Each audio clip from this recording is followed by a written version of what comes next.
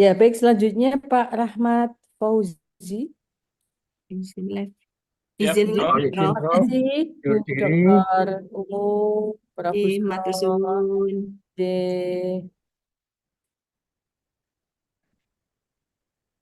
Pak Rahmat Fauzi. Siap, Prof. Are you ready ya? Untuk PowerPoint-nya bisa Ya. di-share, Pak?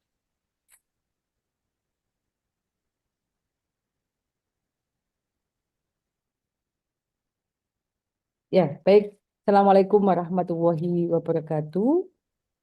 Yang terhormat dan amat terpelajar, Bapak Rektor Unisula, Profesor Dr. Haji Kudrato SHMH, Bapak Ketum, Profesor Dr. Bambang Tibawono SHMH, Bapak Dekan, Bapak Dr. Jawadi Hafid SHMH, Bapak Dr. Arpangi SHMH, Sek Prodi MH Unisula, Ibu Dr. Hajah Sikusiah SHMH, Kopromotor Anggota Penguji, Profesor Dr. Ahmad Rafiq MA, Promotor Penguji Eksternal sekaligus penguji eksternal, serta yang berbahagia Saudara Pramendus Rahmat Fauzi SHMH. Marilah kita awali ujian dengan bersama-sama baca basmalah. Bismillahirrahmanirrahim. Semoga Allah Bismillahirrahmanirrahim. memberikan kemudahan-kemudahan, meridhoi ujian saudara, serta memberikan kepada kita semua kebaikan. Saudara Pramendus dipersilahkan mempresentasikan pokok-pokok temuan dalam disertasi. Disilahkan, Pak Rahmat. Baik, terima kasih yang terhormat dan amat terpelajar, Prof. Anis. Pertama, Bismillahirrahmanirrahim. Assalamualaikum warahmatullahi wabarakatuh. Alhamdulillahirrahmanirrahim. Puji dan syukur kita ucapkan kepada Allah. Kemudian selawat beriringan salam tidak lupa kita hadiahkan buat junjungan kita, yakni Nabi besar Muhammad SAW. Pertama, yang terhormat dan amat terpelajar kepada Prof. Dr. Haji Gunarto sebagai sebagai Rektor Universitas Islam Sultan Agung. Kemudian eh, Prof. yang terhormat dan amat terpelajar Prof. Dr. Bambang Tribawono sebagai Ketua Yayasan Badan Wakaf Sultan Agung. Kemudian yang terhormat dan amat terpelajar kepada Prof. Dr. Haji Anis Masrodatun sebagai Ketua Prodi. Kemudian yang terhormat dan amat terpelajar kepada Dr. Haji Jawade Hafiz sebagai eh, penguji Promovindus. Kemudian yang terhormat dan amat terpelajar kepada Dr. Arpagi SHMH sebagai penguji Promovendus. Kemudian yang terhormat dan amat terpelajar pada Prof. Dr. Ahmad Rafiq MA sebagai promotor Promovendus. Kemudian yang terhormat dan amat terpelajar Dr. Hajah Syikursiah SHM Hum sebagai kopromotor Promovendus. Di sini Promovendus akan memaparkan dari hasil disertasi yang telah Promovendus buat dengan judul Konstruksi Regulasi Pengelolaan Zakat oleh Badan Amil Zakat berbasis keadilan dan kesejahteraan masyarakat. Dari penelitian ini, latar belakang yang kami ambil seperti yang terdapat di Indonesia bahwa zakat merupakan subsistem salah satu terwujudnya dari sistem ekonomi yang menunjukkan terwujudnya keadilan. Keadilan sosial menurut agar setiap individu yang hidup di suatu komunitas dapat hidup secara terhormat tanpa ada tekanan dan halangan maupun manfaat, potensi dan kekayaan sesuai dengan apa yang berfaedah bagi diri dan masyarakat sehingga dapat berkembang secara produktif. Di Indonesia sebagai negara mayoritas penduduk Islam memiliki potensi zakat yang sangat besar. Kan tetapi karena berbagai fakta potensi zakat tersebut belum dapat dimanfaatkan secara optimal untuk membereskan kemiskinan dan mewujudkan keadilan. Di sini, sebagaimana di dalam penelitian yang Promovendus lakukan di dalam Undang-Undang Nomor 23 Tahun 2011 tentang pengelolaan zakat, di sana dinyatakan eh, bahwa harta yang wajib dikeluarkan oleh seorang muslim atau badan hukum untuk diberikan kepada yang berhak menerima sesuai dengan syariat Islam. Kemudian dalam undang-undang tersebut merupakan fase sila kelima Pancasila, yaitu keadilan sosial bagi seluruh rakyat Indonesia. Kemudian secara konstitusional merupakan eh, manifrase pasal 34 ayat 1 Undang-Undang tahun 1945, Undang-Undang Dasar 45, fakir miskin dan anak terlantar dipelihara oleh negara. Namun dari hasil penelitian yang kami lakukan di Sumatera Barat, masih tinggi potensi kemiskinan yang terdapat di Sumatera Barat karena masih ditemukan 5,97% masyarakat miskin yang di dalam penelitian itu naik, sedangkan potensi zakat yang ada di Sumatera Barat itu ada lebih sekitar 600 miliar per tahunnya. Kemudian di sini di dalam penelitian juga ditemukan bahwa di dalam undang-undang tersebut ada beberapa pasal yang belum menunjukkan tentang keadilan. Salah satunya terkait dengan yang muzaki yang berzakat yang tidak mau membayar zakat itu tidak ada sanksi. Kemudian muzaki yang tidak ada anjuran untuk membayarkan zakat ke Basnas. Jadi rumusan masalah yang kami tampilkan di sini yaitu mengapa regulasi pengelolaan zakat oleh Badan Amil Zakat belum mampu mewujudkan keadilan dan kesejahteraan masyarakat. Kemudian yang kedua, bagaimana kelemahan regulasi pengelolaan zakat oleh Badan Amil Zakat dalam mewujudkan keadilan dan kesejahteraan masyarakat. Kemudian yang ketiga, bagaimana rekonstruksi regulasi pengelolaan zakat oleh Badan Amil Zakat dalam mewujudkan keadilan dan kesejahteraan. Kerangka teori yang kami pakai yang pertama yaitu kerangka teori teori keadilan dan kesejahteraan. Kemudian teori yang kedua yaitu sistem hukum digunakan sebagai medial teori. Kemudian yang ketiga teori kemaslahatan. Kemudian metode pendekatan yang kami gunakan di sini adalah pendekatan normatif empiris. Kemudian sumber data yang dalam penelitian ini meliputi data primer dan data sekunder, di mana penulis mewawancarai ketua Basnas provinsi, kota, dan kabupaten. Kemudian data sekunder itu terdiri dari dokumen-dokumen yang berkaitan dengan zakat tersebut, mulai dari undang-undang, kemudian peraturan pemerintah dan peraturan daerah.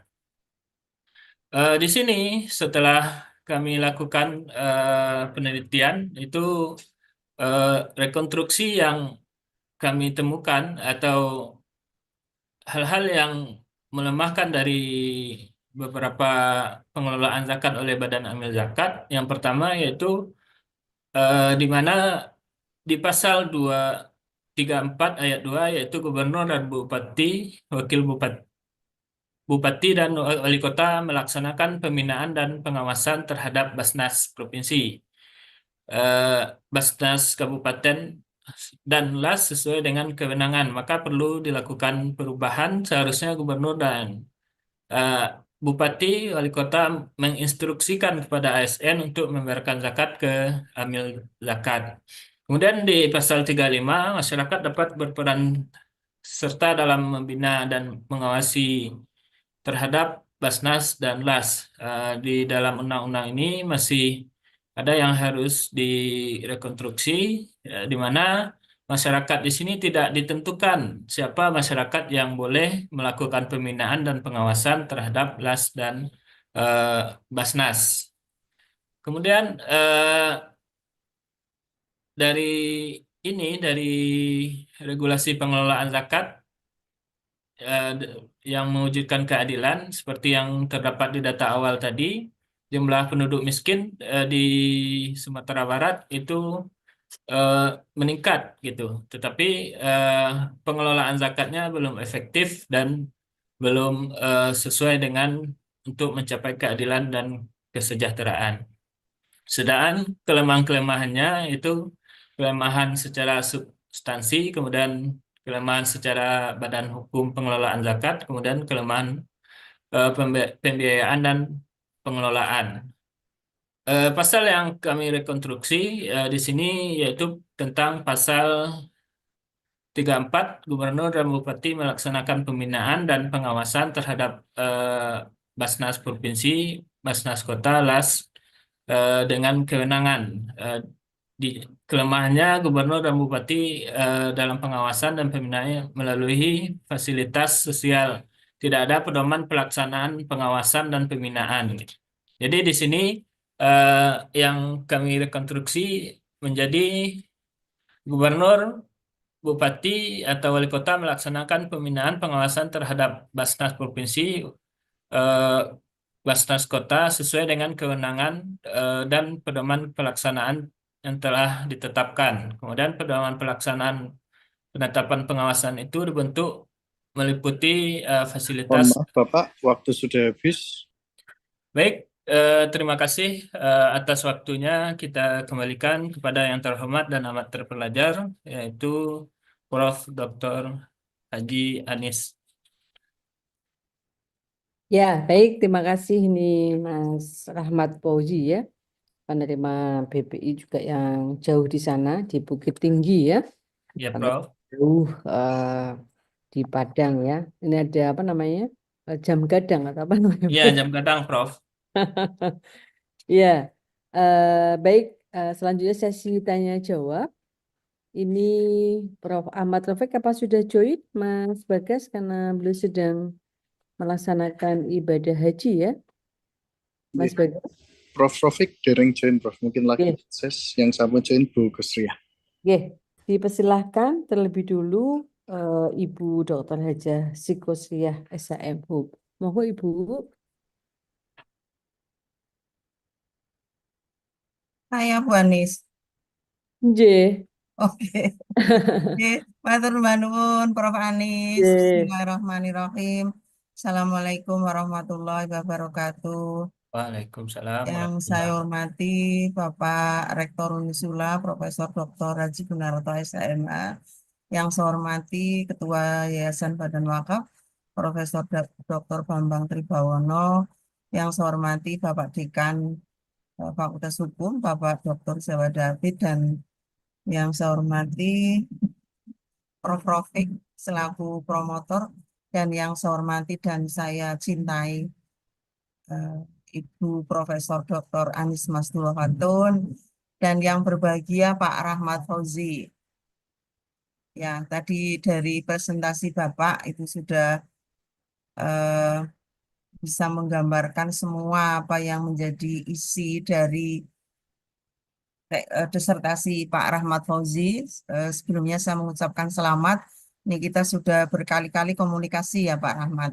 Nah, Ya, Bu. dari yang Bapak tulis itu, mulai dari kelemahan-kelemahan, kemudian keadilannya, belum berkeadilan dan belum berkesejahteraan. Itu toh, Pak. Coba Ibu tunjukkan satu dulu yang belum berkeadilannya itu di mana, yang belum sejahtera itu seperti apa. Monggo Pak Rahmat. Baik, terima kasih yang terhormat dan amat terpelajar Dr. Sikursia. Yang belum berkesejahteraan itu di mana zakat yang diperoleh di Sumatera Barat, kalau potensinya di sini ada sekitar 600 miliar per tahun gitu. Kemarin pas dalam penelitian kami temukan di data kemiskinan yang terdapat di Sumatera Barat semakin setiap tahun itu eh, semakin meningkat, di mana di sini seharusnya kalau potensi zakat itu baik dan dapat terlaksana, itu zakat tersebut dapat seperti yang disampaikan dalam ujian proposal waktu itu, ada good governance-nya terhadap setiap penduduk khususnya di Sumatera Barat yang kami teliti. Jadi di sini kalau dari perumpamaan yang analisa yang kami sampaikan bahwa di dalam potensi zakat tersebut, jika berapa persen lebih kurang di Sumatera Barat itu lebih kurang 90% eh, warga Muslim, dan dari beberapa persen tersebut itu sudah wajib mengeluarkan zakat dan membayarkan zakat ke provinsi atau kota maupun kabupaten. Itu kalau dikelola itu sebenarnya sangat dapat mengurangi kemiskinan yang ada di Sumatera Barat. Sedangkan yang berkeadilan di sini kami temukan eh, belum ada, dari Sumatera Barat itu kami temukan belum ada regulasi untuk eh, menganjurkan eh, zakat diberikan kepada amil zakat. Sedangkan kalau kita melihat di Sumatera Barat itu kan ada ini Prof, ada aturan yang dikeluarkan oleh gubernur adat Basandi Sarak, Sarak kan Basandi Kitabullah. Di mana di sini eh, masyarakat adat Minangkabau itu kan berbasiskan kepada adat Basandi Sarak. Sarak yang dimaksud di sini yaitu syariat Islam. Syariat Islam bersandikan kepada kitab Allah. Jadi secara otomatis di dalam beberapa penelitian kami temukan itu bisa menegakkan syariat Islam. Tapi secara garis besar untuk zakat ini belum ada yang belum ada yang mengoptimalkan supaya zakat ini dapat berjalan baik dan diserahkan kepada amil zakat. Bahkan Basnas dan Basnas provinsi maupun kota itu kan pada umumnya yang berzakat ke sana adalah ASN, tapi tidak semua ASN yang mengeluarkan zakat ke sana. Bahkan masih banyak di sana yang mengeluarkan zakat secara pribadi gitu. Mungkin itu sedikit, Ya, Prof. berarti belum belum potensi zakat itu belum tergali dengan baik karena normanya belum ada untuk apa paling tidak dari ASN untuk membayar zakatnya ke LAS gitu ya, Iya, ke Amil. Jadi selama ini kan memang banyak yang membayar sendiri-sendiri. Jadi problem utama dari potensi zakat yang tadi mestinya banyak tapi belum terbayarkan. Problem utamanya di samping regulasinya yang tadi mungkin ya belum ada. Problem utamanya apa, Pak? Kelemahan utamanya di mana? Ada enggak problem sosialnya? Problem di masyarakatnya? problem di masyarakatnya gimana? Zakat dari beberapa penelitian yang kami temukan itu kan masyarakat diberikan bantuan kepada bantuan dari Basnas atau LAS, itu mereka contohnya diberikan alat, lebih banyak kepada alat untuk jualan atau alat kepada yang ini, tetapi mereka tidak mengoptimalkan. Bahkan dari ini lebih banyak itu masyarakat yang ini apa namanya, yang di- berjualan dengan apa hasil yang dikelola oleh zakat, tetapi tidak mampu untuk berzakat lagi gitu. Mungkin itu, Bu. Mungkin ada kelemahan strukturalnya, tingkat kepercayaan muzaki terhadap amil itu bagus nggak? Itu misalnya, sehingga mengakibatkan muzaki enggan membayarkan ke amil, satu. Ada nggak di Sumatera Barat? Kemudian yang kedua, kesadaran masyarakat untuk membayar zakat itu seperti apa? Baik, terima kasih Bu. Di sini kalau untuk ini untuk apa namanya untuk eh, masyarakat membayarkan ke Basnas itu memang agak kurang. Kenapa dibilang agak kurang? Di wilayah kami itu masih banyak yang menyerahkan secara pribadi gitu. Bahkan dia mengumpulkan Pak, orang di suatu tempat. waktu sudah habis. Waktunya sudah habis, Pak Rahmat. Ini terselamatkan oleh waktu ya, Pak Rahmat ya. Baik, Ya, jadi terima kasih. jawaban tadi itu mestinya nanti yang untuk merekonstruksi ya, Pak Rahmat ya. Selamat Pak Rahmat Fauzi, mudah-mudahan eh, berkah ilmunya. Ya. Saya Amin. kembalikan pada Ibu Profesor Dr. Anis Masturatun yang segar bugar cantik jelita. Matur nuwun Prof. Assalamualaikum warahmatullahi wabarakatuh. Waalaikumsalam Waalaikumsalam warahmatullahi. warahmatullahi wabarakatuh. Terima kasih Ibu Dr. Hajah Sikusiah SHMH. Iya, Pak Rahmat tadi ada masukannya sudah dicatat dengan baik untuk kesempurnaan disertasi Pak Rahmat dan mudah-mudahan nanti semuanya lancar ya dari Bukit Tinggi sampai ke Semarang ya. Ya, Amin ya Allah. Pak Ahmad Fauzi ya. Kalau di dalam disertasi saudara ini kan memang fokus kepada pengelola ya, pengelola ya. Berarti kan pada strukturnya, Ya. pada strukturnya. Nah, kalau kita lihat di dalam Undang-Undang Pengelolaan Zakat itu memang ada yang diurus oleh negara, ada yang diurus oleh swasta. Nah, apakah saudara melakukan riset ya, melakukan riset kedua-duanya, Basnas dengan Lazis begitu ya. Kemudian di sisi lain juga mereka terkadang mohon maaf ya suka soap juga ya. Soap juga menyerahkan sendiri ya, menyerahkan sendiri. Kemudian di sisi lain juga lebih percaya juga pada tokoh-tokoh masyarakat ya. Jadi biasanya dengan guru-guru ngajinya, tokoh masyarakat di situ ya, yang mereka juga menerima zakat karena dia termasuk juga ada 9 asnaf ya, ada golongan. Nah, kemudian positioning di disertasi Pak Rahmat Fauzi itu di mana? Silakan. Baik, terima kasih yang amat terpelajar dan yaitu Prof. Anis. Baik, di sini kami mencoba menanggapi dari penelitian yang kami lakukan kemarin pas pengajuan izin penelitian kami mengajukan untuk Basnas, sedangkan LAS itu belum dapat suratnya.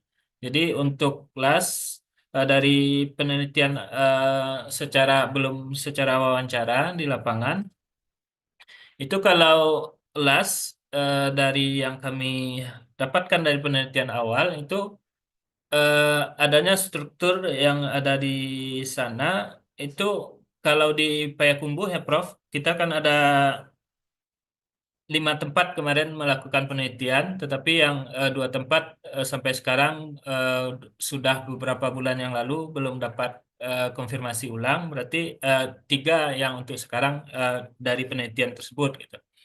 Secara garis besar, LAS di sini kekurangannya yang didapat dari hasil penelitian itu mereka tidak ada audit akuntansi dan tidak ada audit secara syariah. Sedangkan Basnas dan LAS itu ada auditnya gitu, ada audit secara akuntansi, kemudian ada audit secara syariah. Kemudian seperti yang Prof sampaikan tadi, di sini orang lebih banyak menyerahkan zakat sendiri. Kenapa? Seperti itu dia mengumpulkan di suatu tempat dikasih 100.000 dan itu bahkan masuk ke bendera sosial itu yang dibanggakan gitu. Jadi secara garis besar masyarakat masih banyak memberikan zakat secara sendiri dan kemudian seperti kalau di sini untuk taklid kepada tokoh masyarakat memang masih ada juga, Prof. Sedangkan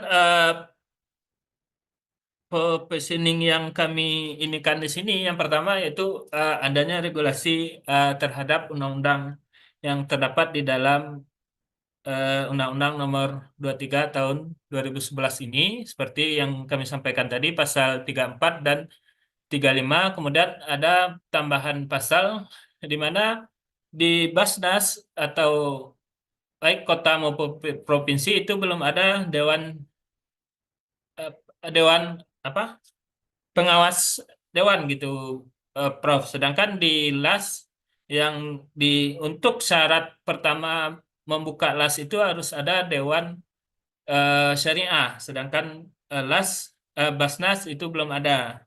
Kemudian di sini kemarin dari hasil penelitian kami dengan Ketua Basnas Provinsi, di mana eh, ke- di gubernur dan wali kota itu kan menjadi pengawas, tapi pengawasnya di sini itu belum nampak gimana pengawasannya gitu. Jadi pengawasan yang ada di sini seharusnya eh, gubernur dan bupati dan wakil bupati itu mengeluarkan peraturan daerah untuk salah satu contohnya itu eh, mewajibkan atau mengharuskan ASN mengeluarkan zakat ke Basnas karena di sini potensinya akan banyak dan akan bahkan kata dari hasil wawancara yang kami lakukan di lapangan tersebut bahkan eh, dana zakat itu kembali lagi kepada keluarga yang berkaitan dengan ASN tersebut bahkan mereka yang banyak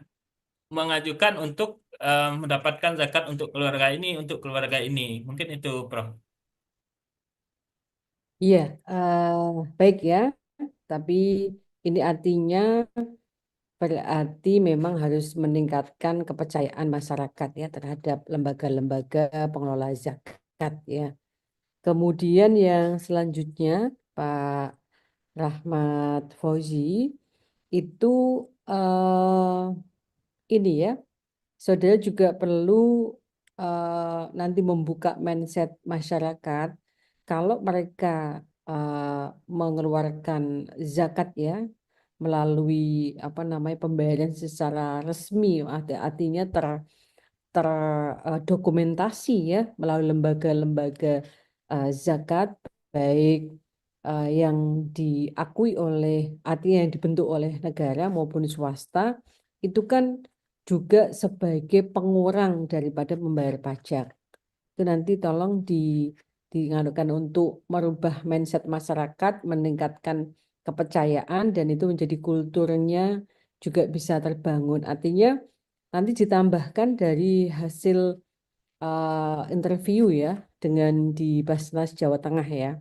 Karena saya lihat lebih bagus ya daripada di luar Jawa Tengah dan justru kemarin ketika kita kunjungan di eh, Kairo ya di Mesir itu ternyata Basnasnya di Jawa Tengah itu juga memberikan unit mobil kepada Kedutaan Republik Indonesia yang ada di Kairo untuk mobilisasi. Jadi kan artinya luar biasa kan, apa namanya? Artinya dia bisa mengumpulkan dari masyarakat yang begitu fantastis begitu. Baik, saya rasa itu Mas Ahmad Boyi. Kemudian monggo silakan dicatat kalau memang itu diperlukan bisa ditindaklanjuti. Selanjutnya dipersilahkan Bapak Dr. Arpangi, SHMH. Dipersilahkan Bapak Dr. Arpangi. Assalamualaikum warahmatullahi wabarakatuh. Waalaikumsalam warahmatullahi wabarakatuh.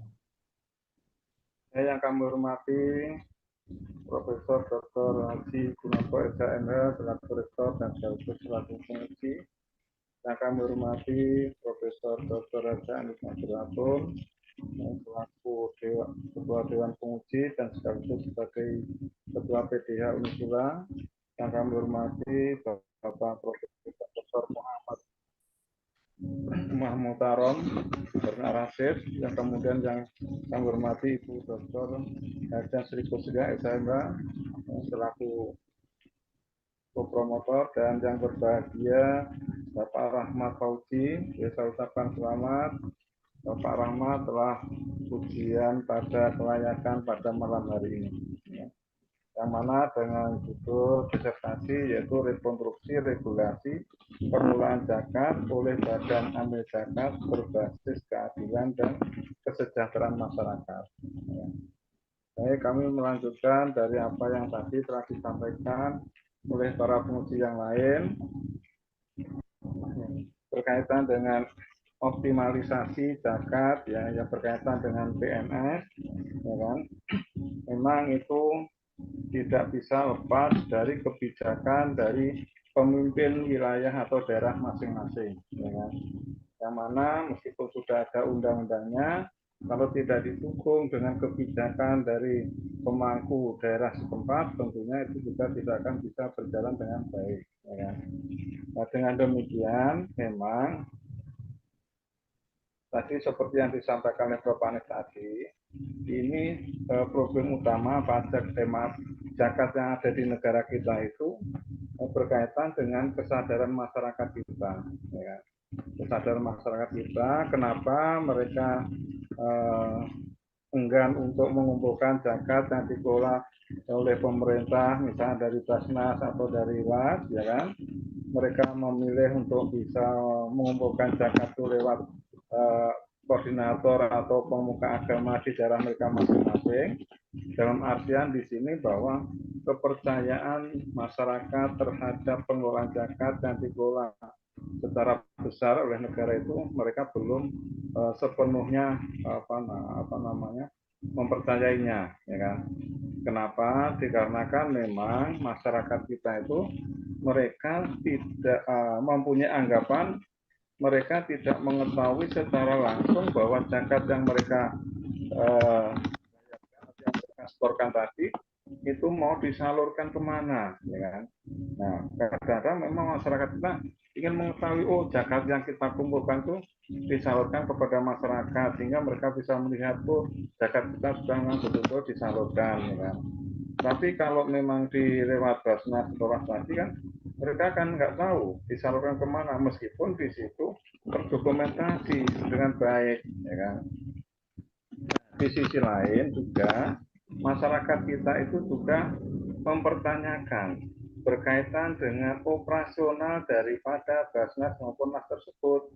Nah, untuk operasional itu diambilkan dari mana? Gitu. Sehingga dengan demikian itu akan mengurangi kepercayaan masyarakat kita terhadap pembayaran zakat yang dilakukan yang diorganisasi oleh. Ya, dengan demikian kan perlu disadarkan kepada masyarakat kita ya bahwa tentunya itu pembayaran zakat itu kalau disalurkan lewat organisasi bentuk oleh pemerintah tadi ya kan itu lebih terstruktural ya kan artinya lebih tertata ya kan. Jadi tidak hanya untuk masyarakat di sekitar itu saja tetapi bisa secara luas artinya bisa memberikan kesejahteraan terhadap masyarakat luas tidak hanya kepada masyarakat yang ada di sekitar mereka sendiri, kan begitu.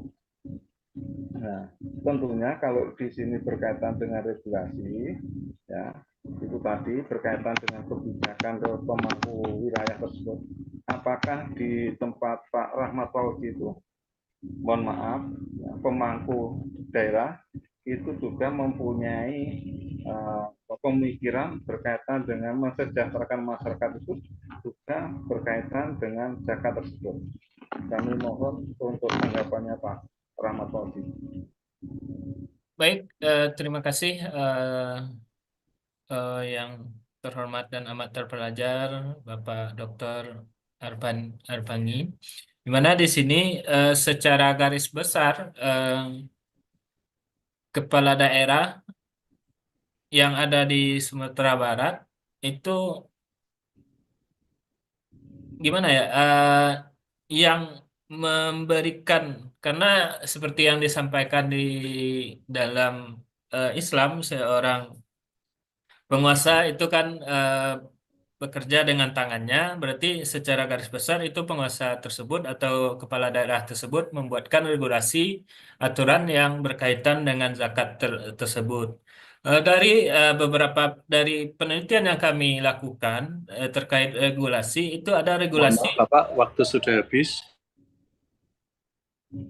Baik, ada regulasi yang dikeluarkan Kabupaten Solo, tapi itu regulasinya udah lama sekali dan tempat lain belum ada, Prof. Mungkin itu dikembalikan. Yang mau disarankan dari Rahmat Fauzi terhadap daerah itu untuk mengoptimalisasi berkaitan dengan zakat yang telah diatur di dalam peraturan yang ada di daerah tersebut ya. Belum ada peraturannya. Belum ada. Belum. Jadi usulannya nanti untuk bisa dibuatkan regulasinya di daerah tersebut. Kalau di dalam ini ada dibuatkan supaya mengeluarkan peraturan daerah atau pengaturan provinsi untuk eh, pengoptimalkan zakat, bahkan saran kami untuk para PNS itu disarankan untuk berzakat ke Badan Amil Zakat. Mungkin itu, Prof. Baik, terima kasih Pak Rahmat Fauzi. Sekali lagi saya ucapkan selamat, ya kan? Semangat selalu. Mudah-mudahan kita nanti bisa ketemu di bulan Juni untuk Amin. wisuda. Ya, bisa Amin, datang amin ke ya Allah. Venezuela. Amin. Ya. Amin.